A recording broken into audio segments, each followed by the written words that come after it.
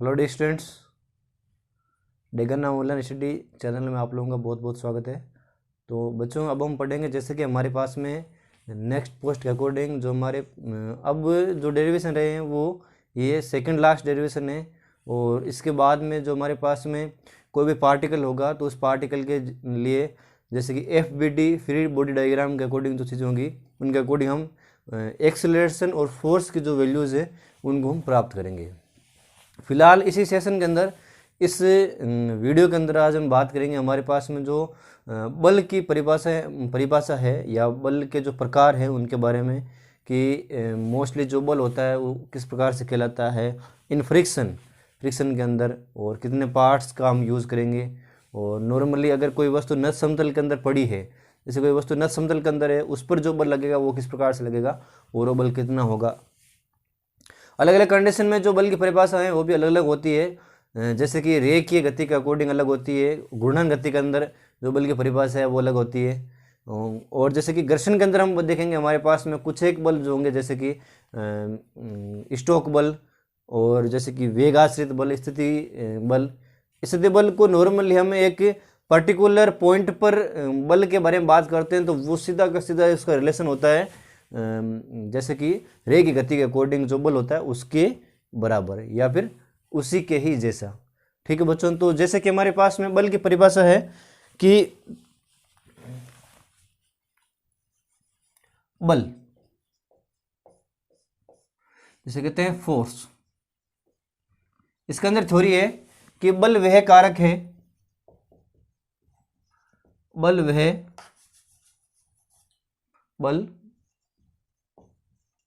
वह कारक है जो किसी वस्तु में परिवर्तन का प्रयास करता है,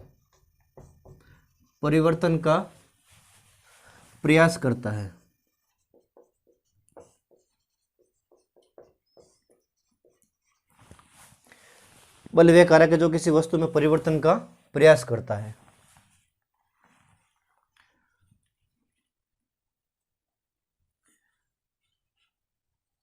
इसके अंतर्गत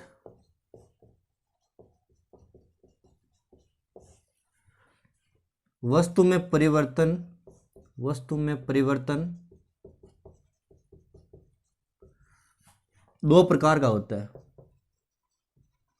दो प्रकार का होता है,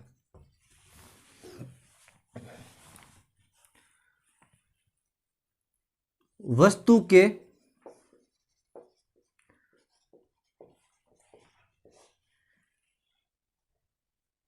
नियत स्थिति में परिवर्तन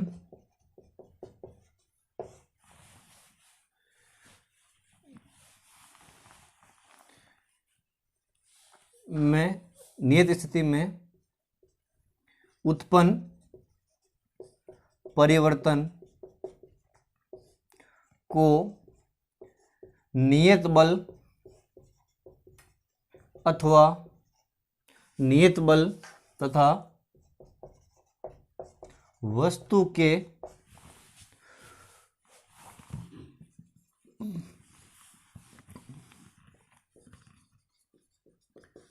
किसी अन्य या बाह्य कारण से उत्पन्न परिवर्तन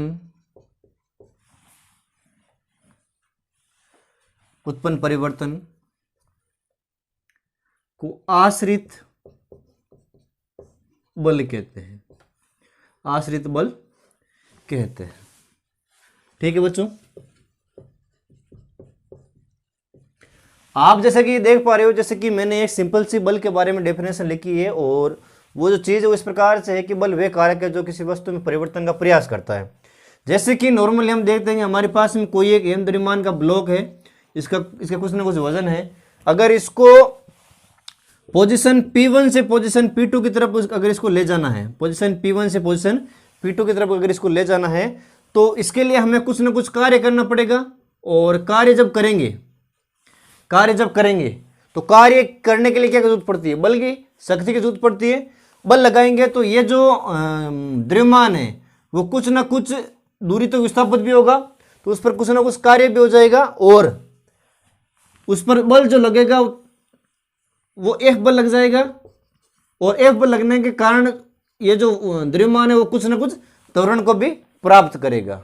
सिंपल सी भाषा में, एक जो वस्तु होती है उस वस्तु को किसी दूसरे स्थान पर ले जाने के लिए हमेशा बल लगाना पड़ता है, और बल लगाने के कारण जो वस्तु होती है वो कुछ न कुछ त्वरण को प्राप्त करती है, और द्रव्यमान और त्वरण का गुणनफल ही बल कहलाता है। ये हमेशा हमारे पास में एक फिक्स पैटर्न के अकॉर्डिंग जो चीज़ होती है वो काम में आती है, और यही चीज़ हम नॉर्मली डेली लाइफ के अंदर पढ़ते हैं बल की परिभाषा के लिए, कि द्रव्यमान और वस्तु के त्वरण का जो गुणनफल है वो ही बल कहलाता है।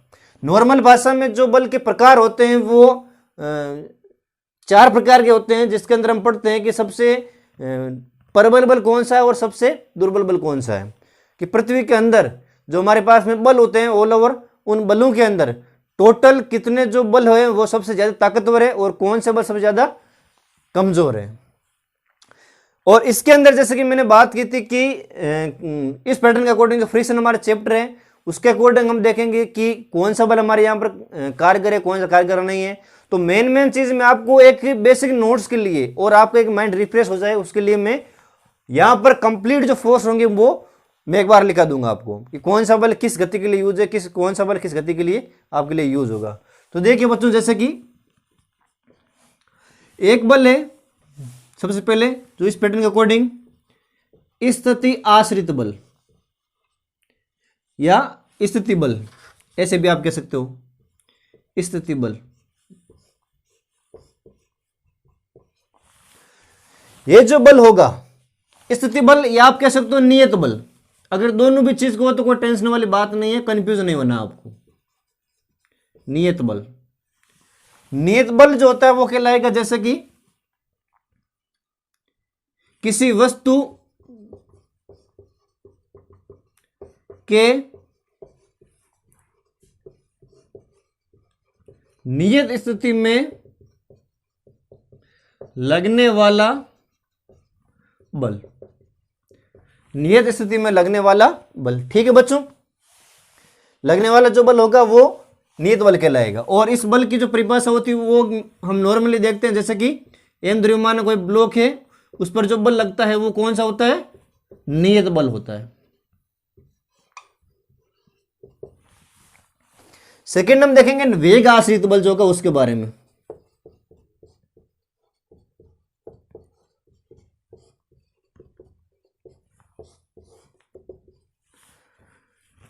किसी वस्तु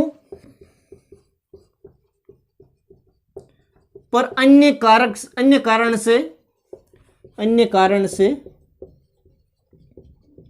उत्पन्न बल, किसी बाह्य कारण से जिसके द्वारा वस्तु जो है वो गति करने लग जाए, उस प्रकार का बल कहता है वेग आश्रित बल, जिसका फॉर्मूला होता है F = 6 पाई नीटा RV, जिसे हम अन्य भाषा में स्टोक का सूत्र भी कहते हैं, स्टोक बल या स्टोक सूत्र।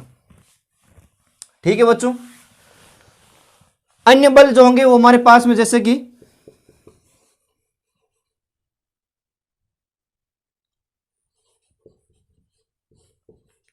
प्रबल नाभिकीय बल,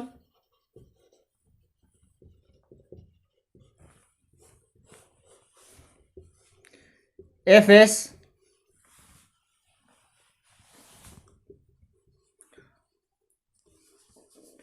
नाभिक में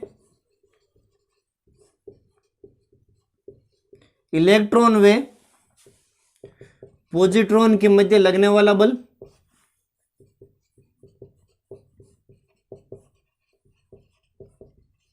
नाभिक में इलेक्ट्रॉन व पॉजिट्रॉन के मध्य लगने वाला बल। फोर्थ है दुर्बल नाभिकीय बल,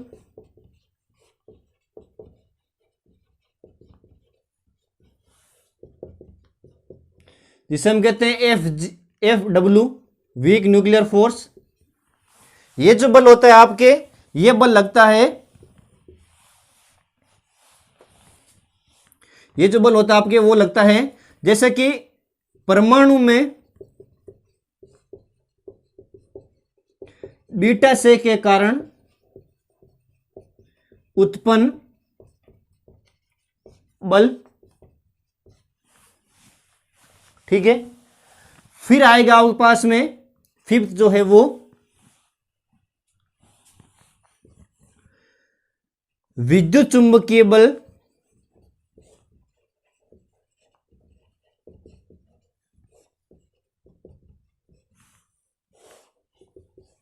जिसे हम कहते हैं Fe, इलेक्ट्रोमैग्नेटिक फोर्स।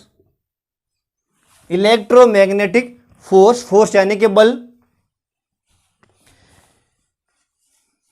दो आवेशों के मध्य लगने वाला जो बल होता है उसे विद्युत चुंबकीय बल कहते हैं। दो आवेशों के मध्य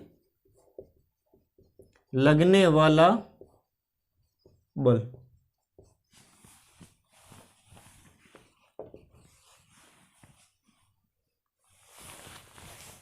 ठीक है बच्चों, फिर आगे पास में आपके पास में गुरुत्वाकर्षण बल। ये जो बल होता है वो प्रकृति में सबसे दुर्बल होता है, गुरुत्वाकर्षण बल, जिसकी वैल्यू होती है, इसे हम Fg कहते हैं, ग्रेविटेशनल फोर्स। और दो द्रव्यमानों के मध्य ये लगता है, दो द्रव्यमानों के मध्य आरोपित या दो द्रव्यमानों के मध्य लगने वाला बल। प्रकृति के अंदर इन सारे बलों की एक की हमारे पास में, ये हमारे पास में आप कह सकते हो कि प्रकृति के अंदर कुछ मूलभूत बल हैं जिनके अंदर हम कह सकते हैं कि सबसे जो दुर्बल बल होगा, सबसे दुर्बल बल होगा मोटे मोटे तौर पर तो गुरुत्वाकर्षण, और सबसे ज्यादा ताकतवर बल होगा उस बल का मान है, उस बल का नाम है प्रबल नाभिकीय बल। ये बात आप लोगों को ध्यान रखनी, इनका एक अनुपात होता है। और अनुपात के अकॉर्डिंग मैं आपको बता दूं कि एक स्पेशल ट्रिक्स,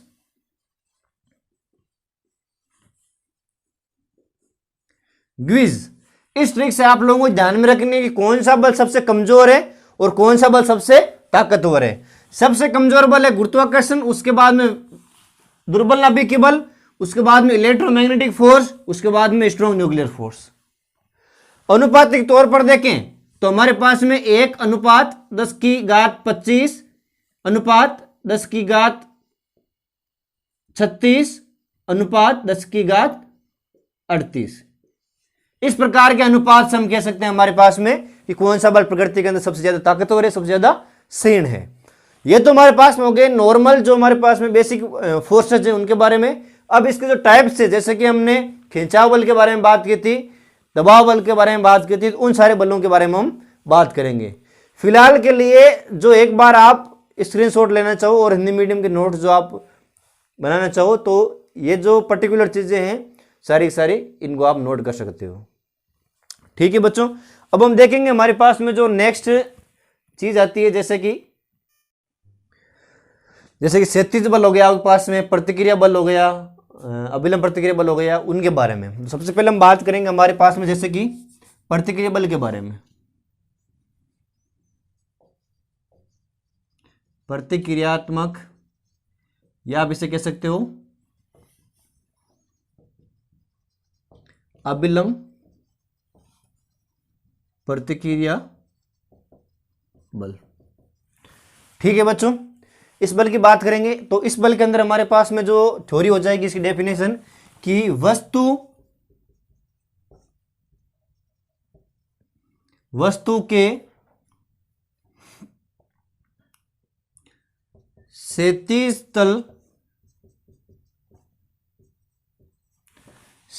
तल के अभिलंबवत या फिर लंबवत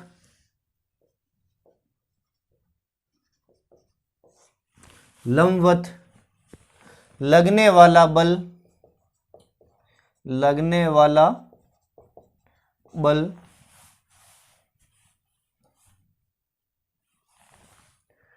प्रतिक्रिया बल कहलाता है। प्रतिक्रियात्मक या फिर अभिलंब प्रतिक्रिया बल कहलाता है। जैसे कि हमारे पास में ये कोई क्षैतिज तल में एक वस्तु अवेलेबल है, इस वस्तु का द्रव्यमान है m, ठीक है बच्चों, और वस्तु के ऊपर वस्तु जो भार होगा वो भार के अनुरूप जो बल हो जाएगा, भार के संतुलित जो बल हो जाएगा F बराबर mg। जैसे कि वस्तु जो है वो F बराबर mg से आगे की तरफ गति कर रही है, परंतु नीचे की ओर उसके जो बल लग रहा है वो लग रहा है mg के बराबर। ग्रेविटेशनल फोर्स होता है तो वो लगता है mg के बराबर। तो आप कह सकते हो कि वस्तु के भार के विरुद्ध जो बल होगा उसे अभिलंब प्रतिक्रिया या फिर प्रतिक्रियात्मक बल कह सकते हैं। जैसे कि भार के विरुद्ध जो बल होगा उसे कहेंगे हम अभिलंब प्रतिक्रिया बल। ठीक है बच्चों, तो आप देख सकते हो कि यहां पर अगर मैं बात करूं कि ये जो वस्तु है वो किसी एक्सेलरेशन a से आगे की ओर बढ़ रही है, ठीक है बच्चों, और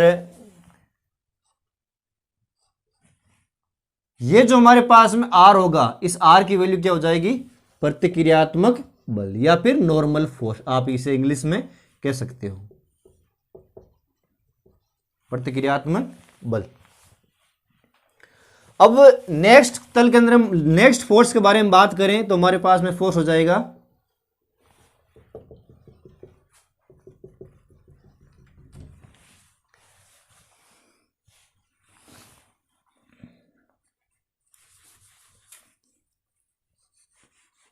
तनाव बल, टेंजेंट फोर्स।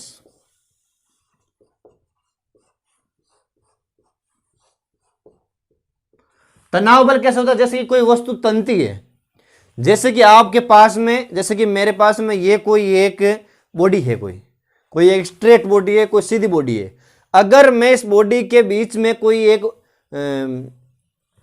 तार इसके चारों ओर लपेट दूं, और जैसे कि कोई डोरी लपेट दूं, तो डोरी लपेटने के बाद में क्या होगा कि जब मैं उसको फोर्स करूंगा, आरोपित बल करूंगा, उसको खींचूंगा, तो खींचने पर क्या होता है, जैसे कि जो वस्तु होती है उस पर फोर्स लगता है।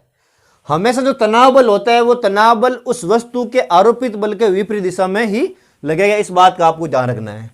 जैसे कि हमारे पास में ये जो कोई बल है, ये कोई बॉडी है, इस बॉडी के अकॉर्डिंग ये मैंने इस प्रकार से इसको तनाया या फिर इसमें तन्यता उत्पन्न की। तन्यता उत्पन्न करने के बाद में क्या होता है कि आरोपित बल तो लगता है इस दिशा में, आरोपित बल, और तनाव बल लगता है इसके विपरीत दिशा में। ठीक है बच्चों, इस बात का आप लोगों को ध्यान रखना है।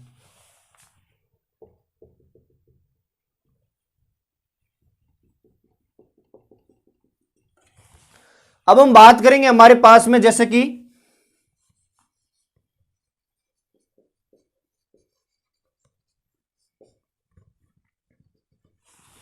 आरोपित कण पर उत्पन्न त्वरण या बल, यही प्रोसेस आपके काम आएगा आपके पास में FBD के अंदर, यानी फ्री बॉडी डायग्राम जब हम बनाएंगे तो उसके अंदर यही चीज आपके पास में काम आने वाली है। तो जैसे कि प्रोसेस है, जैसे कि क्षैतिज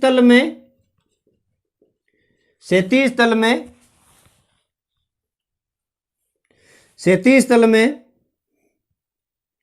वस्तु पर खिंचाव बल, उसके बारे में बात करेंगे, त्वरण के बारे में बात करेंगे। वस्तु के अंदर त्वरण के अंदर बारे में बात करेंगे, वस्तु पर त्वरण। ठीक है बच्चों,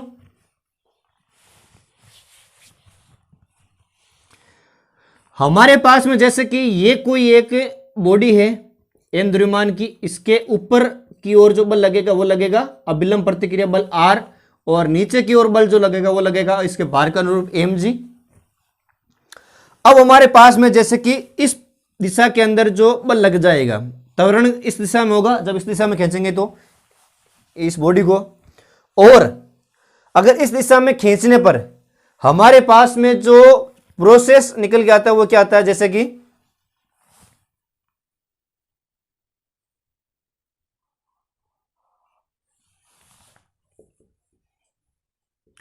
आप इसे कह सकते हो जैसे कि त्वरण, त्वरण भी कह सकते हो, और हमारे पास में जो बल निकलेगा उसकी भी एक तरह से वैल्यू हम फाइंड आउट कर सकते हैं। अब हमारे पास में जैसे कि अगर इसको इस प्रकार से खींचते हैं तो फोर्स भी इसी दिशा में लगेगा, फोर्स भी इसी दिशा में लगेगा। फोर्स इस दिशा में लगने पर क्या होगा, जैसे खिंचाव कर रहे हैं तो उसके अकॉर्डिंग जो बल हो जाएगा हमारे पास में हो जाएगा P माइनस एम जी बराबर एम ए। ये कंप्लीट आपको हो जाएगा बल, और इस बल के लिए जो हमारे पास में त्वरण हो जाएगा वो हो जाएगा P minus m g upon m के रूप में। ठीक है बच्चों, इस कंडीशन से हमारे पास में ये वैल्यूज फाइंड आउट हुई है। अब हम बात करेंगे हमारे पास में नत समतल के अंदर, नत समतल के अंदर जो जैसे कि त्वरण उत्पन्न होता है उसकी वैल्यू के बारे में।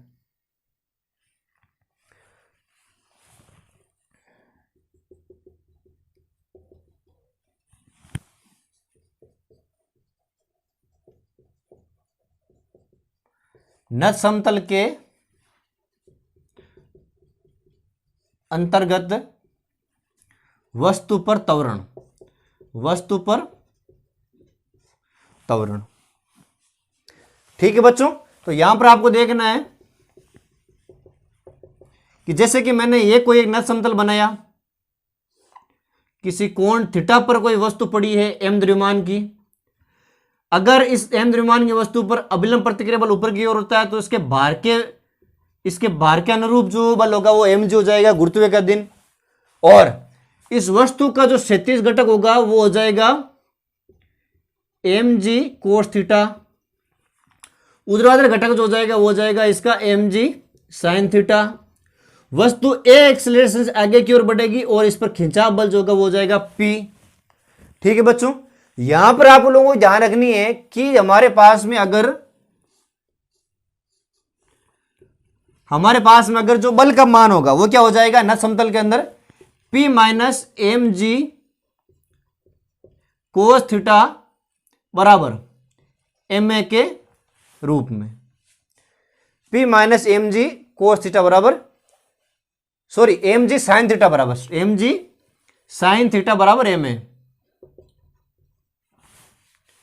अब हमारे पास में एक्सेलरेशन का जो मान है वो जाएगा P minus m g sine theta upon m के रूप में। ये हमारे पास में क्या हो गया, उस वस्तु का त्वरण आ गया। यहां से त्वरण ज्ञात कर सकते हैं, द्रव्यमान ज्ञात कर सकते हैं अगर इन दोनों की वैल्यू दी हुई है तो। एंगल का हमारे पास मान दिया हुआ रहेगा एग्जाम के अंदर। ठीक है बच्चों, ये हमारे पास में प्रोसेस हो गया नत समतल के अंदर। अब हम बात करेंगे कि यदि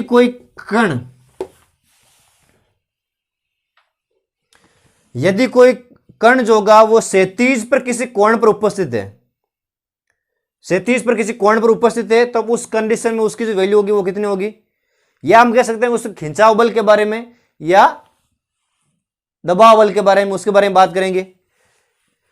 तो ये एक तरह से आप कह सकते हो खिंचाव बल और दबाव बल दोनों का ही प्रोसेस है, त्वरण और बल के बारे में दोनों का ही प्रोसेस है। जैसे कि हमारे पास में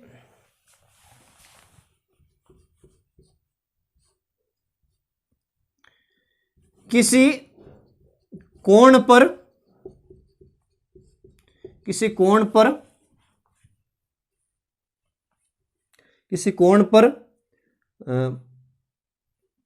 खिंचाव बल,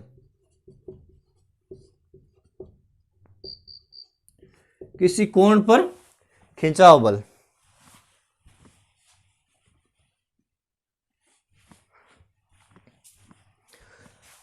सबसे पहले हम बात करेंगे क्षैतिज तल के बारे में।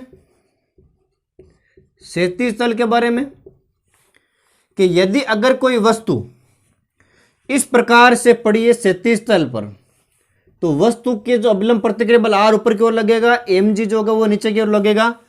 वस्तु जो होगी अगर वो ऊर्ध्वाधर घटक वस्तु ऊर्ध्वाधर घटक हो जाएगा पी कोस थीटा, और वस्तु जो होगी वो इस प्रकार थीटा कोण पर अगर आगे की ओर गति कर रही है, तो उस वस्तु पर बल जो होगा वो हो जाएगा पी कोस थीटा बराबर एम ए, और ए बराबर उसका पी कोस थीटा बराबर एम के रूप में उसका त्वरण या खिंचाव बल जो है वो हमारे पास में प्राप्त हो जाएगा।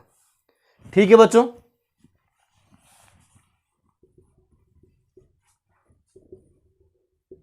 खिंचाव बल ये है, कौन कौन सा दिया हुआ वो मान रखना है, पी के जो मान हमारे पास में फोर्स जो है उसका हमारे पास में मान रखना है। ठीक है बच्चों, अब हम बात करेंगे हमारे पास में